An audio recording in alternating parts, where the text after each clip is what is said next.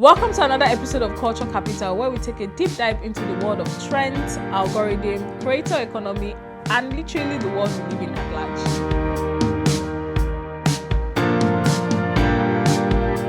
Our topic today is the fall of Ami Colé and what this means for African beauty brands. Nigerian beauty brands have been doing amazingly well, and I think it's almost at its all-time high, literally the same way music, art, and fashion has exploded. We've seen weird trends and TikTok about people in the UK coming to be like, oh, you know what, Nigerian or African beauty brands are like top tier. Again, I'm talking about makeup industry itself, but I'm generalizing the beauty industry as a whole because again, that's a different ballgame entirely. But I'm specifically using Ami Colé as an example, and I'm analyzing the context of growth and profitability. I can talk on this topic because I am a beauty girl through and through. So I'm talking about the 2000s beauty YouTubers era. I'm talking about when Jackie Aina was there. I'm talking about Nikki Tutorials. I'm talking about Tati Beauty. I'm talking about all of these things. I live and breathe everything beauty. But the thing for me is it wasn't just the beauty itself. It wasn't just the makeup artistry itself. Actually, at 18, I went to House of Tara to learn how to be a makeup artist. So when I say I eat beauty through and through, I know exactly what I'm saying. But I've always been intrigued at the economics of it, the rise of influencer marketing. We can, aside tracing it back to how it started, but the beauty industry literally exploded it.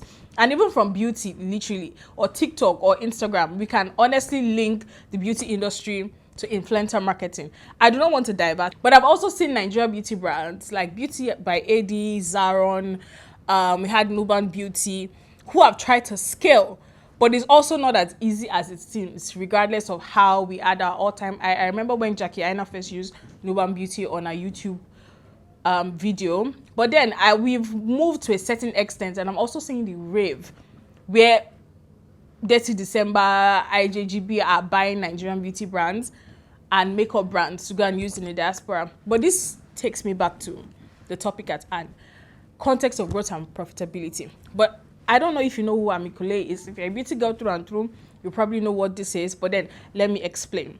Ami Colé was founded by, I hope I'm not murdering her name, I will have it somewhere on the screen and a picture, by Daria Ndaye Mbaye. She's a Senegalese American entrepreneur with a background in marketing, product development, including working at L'Oreal and Glossier at his all-time high.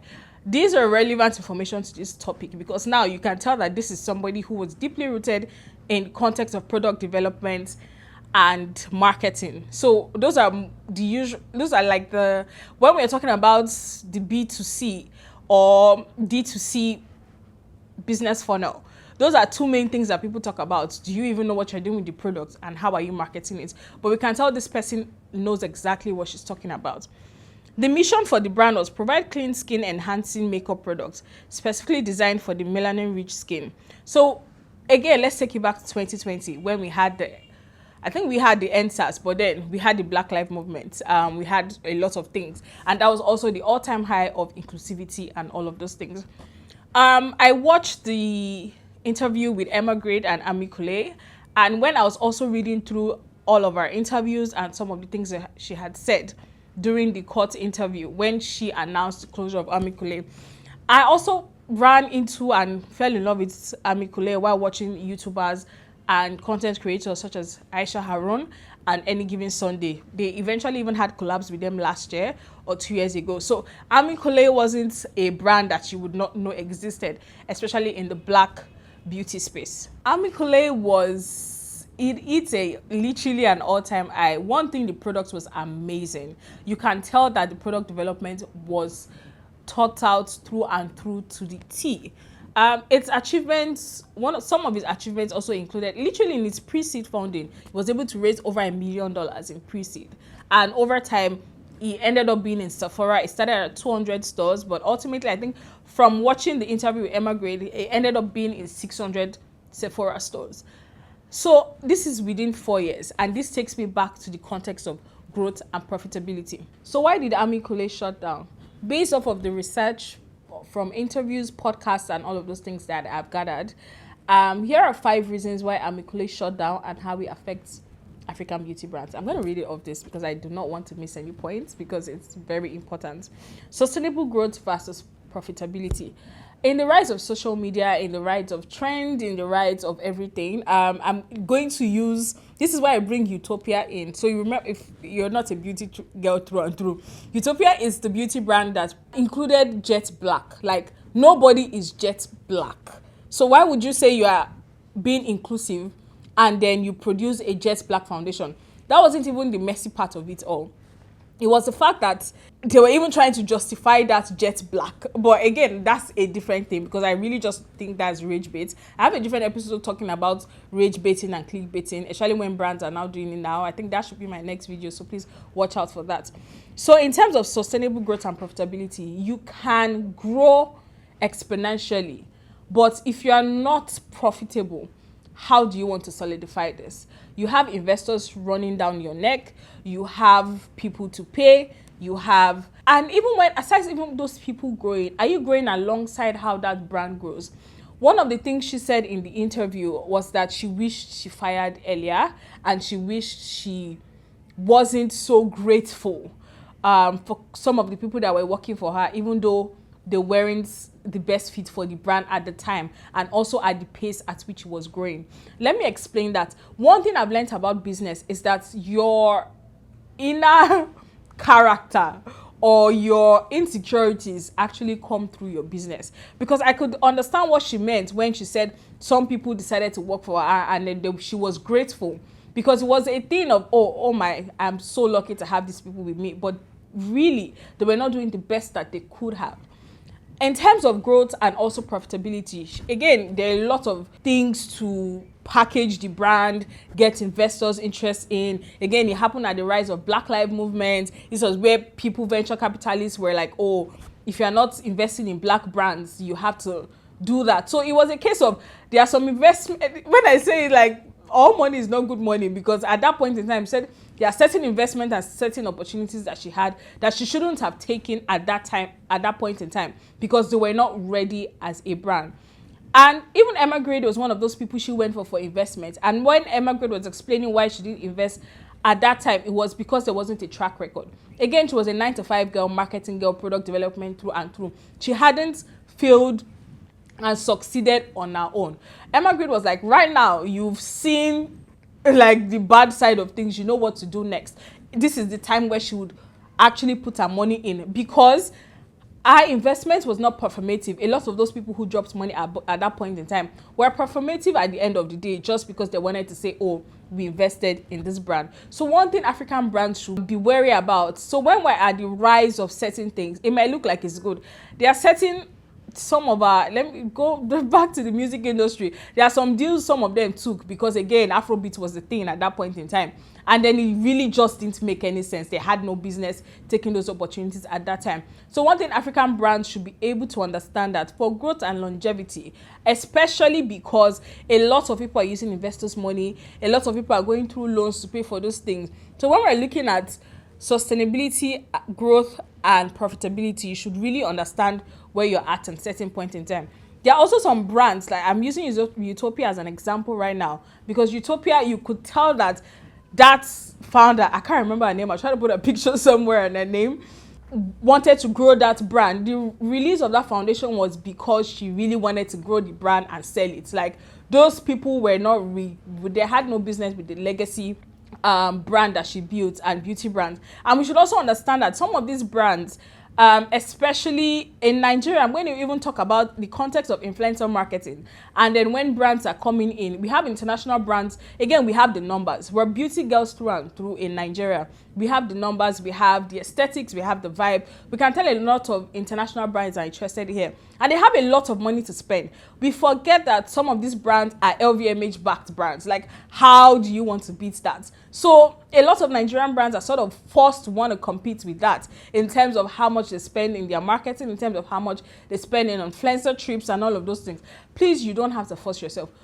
Grow as you can grow. Take opportunities when you can, analyze your opportunities properly, and then make the right decisions for where you're at and where you want to go to.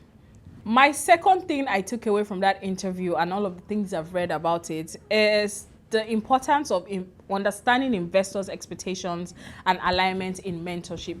One thing we don't do as Africans or Nigerians is mentorship at the end of the day.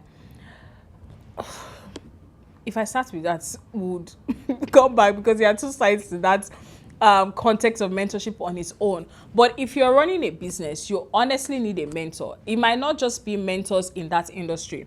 You need mentorship in people that understand the Nigerian market. You need people that understand where you're going at. You need people to even just mentally and tell you how to deal with your staff, how to make right decisions financially, understand the financial market and certain things. One thing, I don't want to butcher her name, please. One thing Diara also mentioned where some of the mentors she had at the time, I don't even think she had mentorship. What she had were investors. And at the end of the day, capitalism will always win. Investors are after their money. So they will tell you decisions or things to do or advice to do based off of the fact that they want to see returns on their money. Is that necessarily what you need at that point in time? You have to be able to take all of those information, give it to somebody else to help you analyze properly and critically, and so that you are able to make those right decisions, informed decisions, and like the next person. I remember one of the conversations they were having, and she was like, she had no business expanding into the 600 Sephora stores that she had, because she was already struggling at 200. But when she went back to investors for more money, what they told her, you know what, let us be in 600 stores. Like, you're already struggling with 200. How do you think you want to cope with 600? And again, like, being in Sephora stores affects your margin. It affects your logistics. It affects the volume at which you're producing at. So there are a lot of layers to certain things. So being at Sephora shouldn't be the ultimate goal as a brand. But then that's internationally. But even in Nigeria, that's one of the things I'm talking about.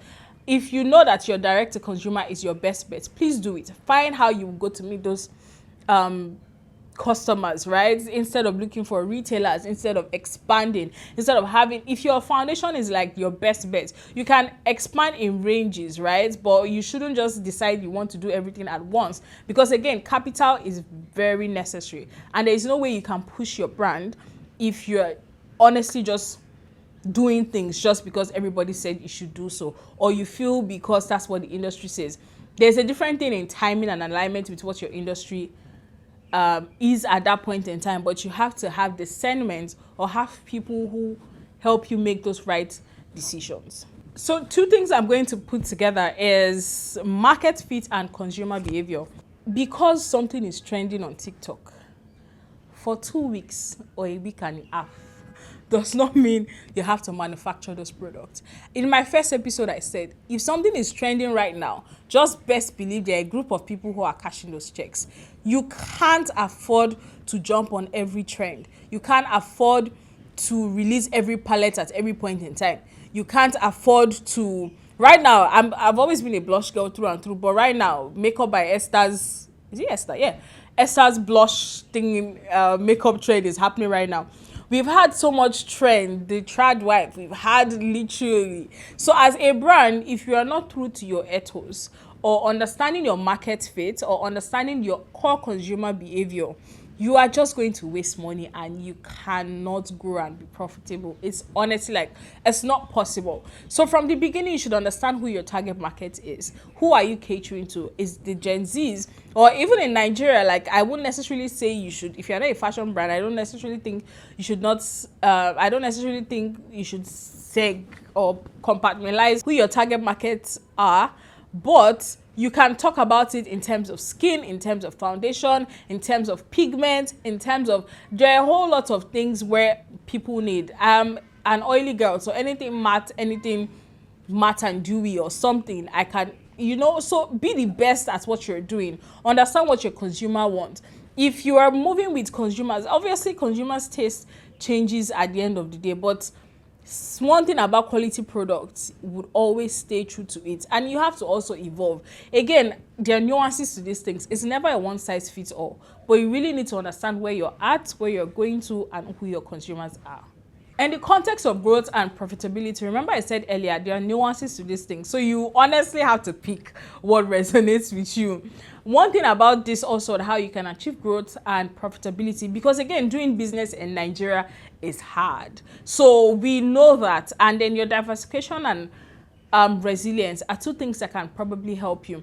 Right now, a lot of Nigerian makeup brands are now into skincare. I've seen Zaron also expanded into skincare. Beauty by AD also did a couple of skincare. Some brands are also Nuban. Yeah, Nuban also has Nuban Cares. Those are the ones I remember top of mind right now. So diversification is key. And you know why it makes sense why they can do that now? Because skincare is now the new trend at the end of the day.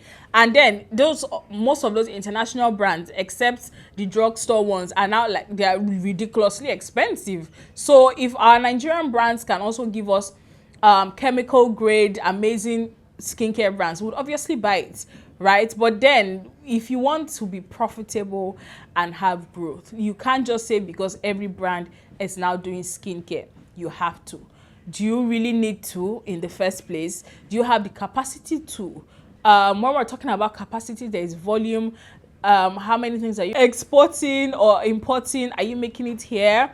What does your logistics look like? What does everything? You honestly have to think about it. So my final note is, for you to be able to be profitable and have growth doing business as an African brand, you need to be true to who you are in the first place, true to your target market, understand your economic peculiarity at the end of the day, understand where you're at and where you're doing business at.